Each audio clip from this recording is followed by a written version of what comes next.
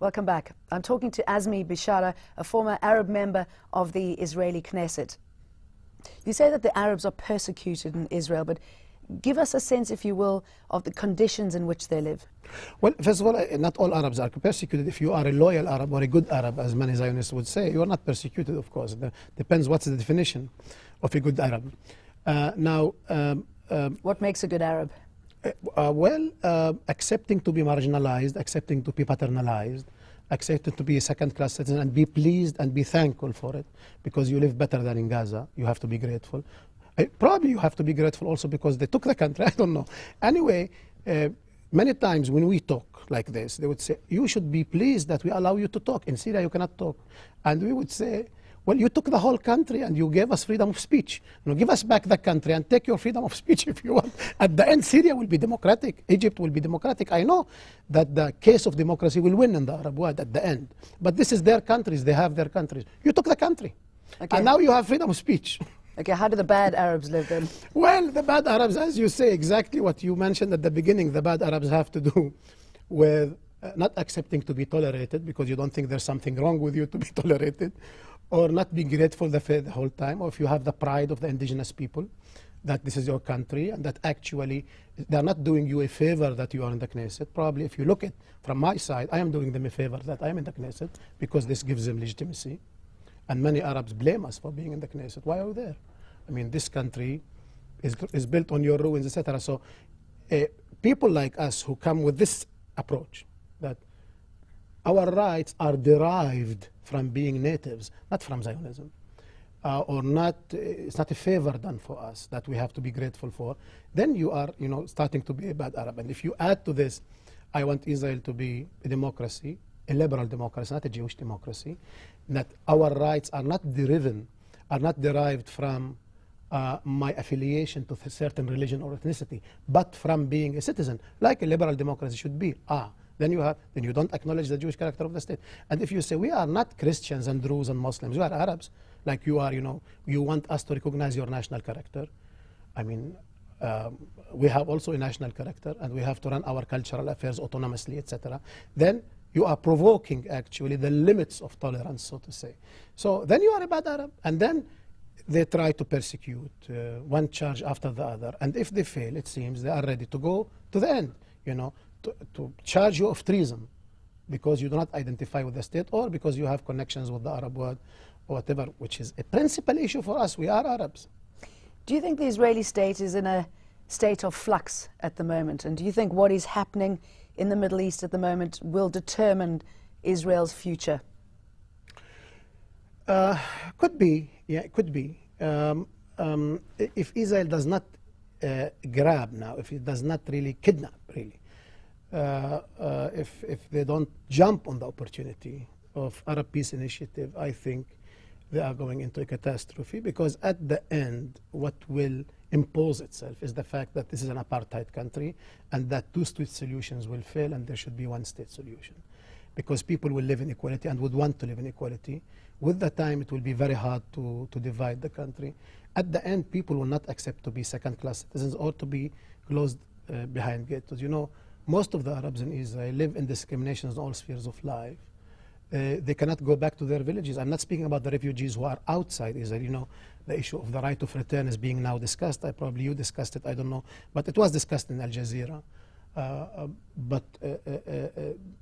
not speaking even about the right of return. Many internal refugees, Arabs in Israel, who live 5 kilometers from their villages, they were driven away from the villages in 1948 and put in another village. They can't go back to their own property after 50 years, etc. And there is not even demographic questions here. I mean, if they go back to their villages, the number of Arabs won't be bigger. They are already citizens. So there are sometimes absurd things happening to the Arabs in Israel because the state ignores them. For example, there's a phenomena called unrecognized villages. Villages that should not have to be there, should not be there. Although they were there before the state of Israel emerged. But they should not, they're not in the plan. So they're not acknowledged, they're not giving services. Houses are being demolished. So it's a severe case of discrimination. That's why I think Israel is making a huge mistake when it's not taking the peace initiative which is suggested by the Arab world. Mr. Bishara, you are being investigated by the Israeli police. What are the charges that you know so far are against you? Well, actually, there is a prohibition of publishing these charges because this investigation is running, and I think this is a normal arrangement in Israel. They don't publish as long as the investigation is going on. But is a gagging of the media a normal process? Yes, a normal process in that case. If they think that the issue is not, that they did not collect enough materials yet, and that, I don't know what's their consideration, but it's, yeah, known. But they allowed something like publishing this statement that the investigation is going on. I know that what they are talking about this time is not constitutional offenses, which we succeeded to defy in the past. They went into security direction, something like aiding the enemy at the time of war, things that we deny totally and we think they are fabricated. It included tapping phones. I mean, they went, it seems that they were going in the direction of a kind of a conspiracy theory, having a beginning and the end of who are we and what we are doing, and then integrating in every detail in this conspiracy theory. Some years ago, an Islamic leader in Israel, Sheikh Raed Salah, was persecuted, brought to court for bringing money into the country to support all kinds of institutions, social institutions, and he served 30 months in jail for that. I'm also accused of something similar. I can't go on with something similar, like, you know, bringing into the country money. So we deny this totally. In his case, they were banks, etc. We deny this totally.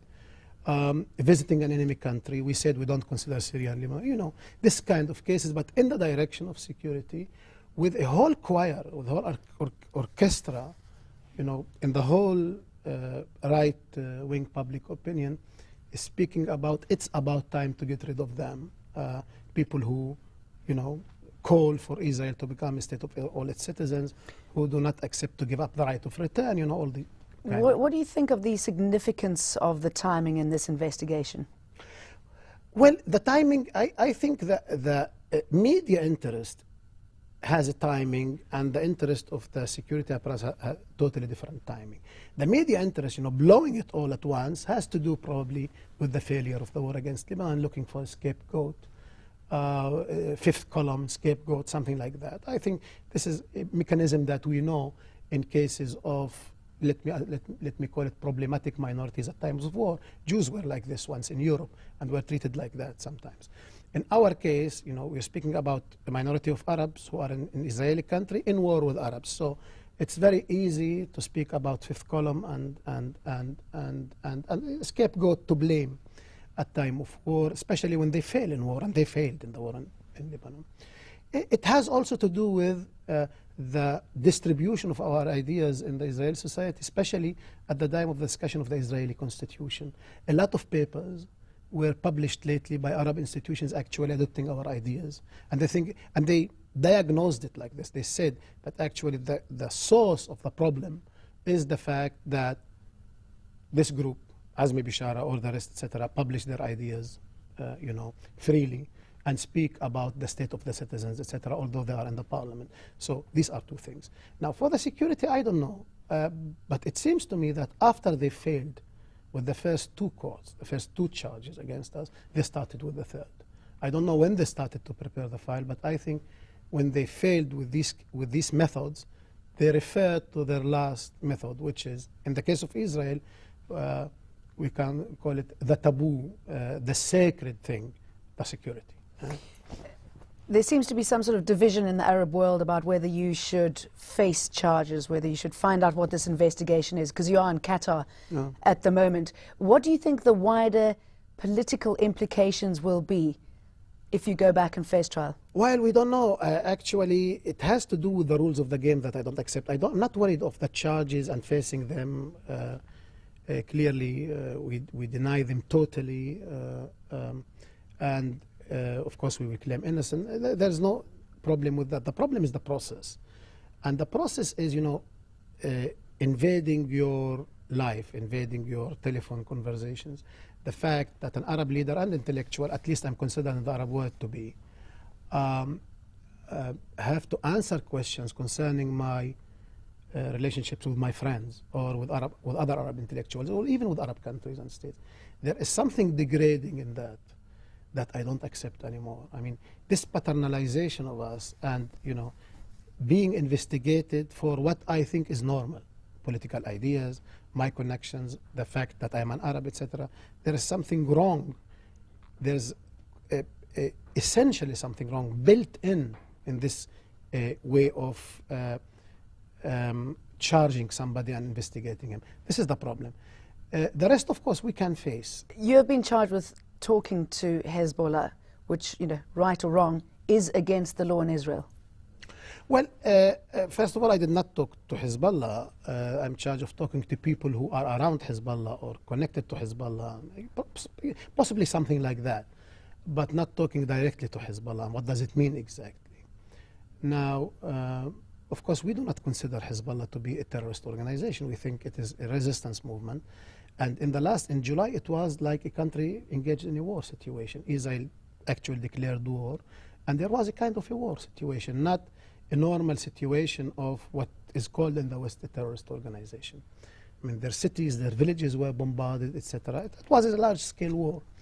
Now, publishing or talking or speaking about Hezbollah as a resistance movement, which is actually one of the most rational ones in the Middle East and proved to be very efficient in its organizing its people and very rational in putting its goals, is something that even Israelis would say. Everybody would say that. I mean, but the question is, or even identifying with their goals when it has to do with defending their country, of course.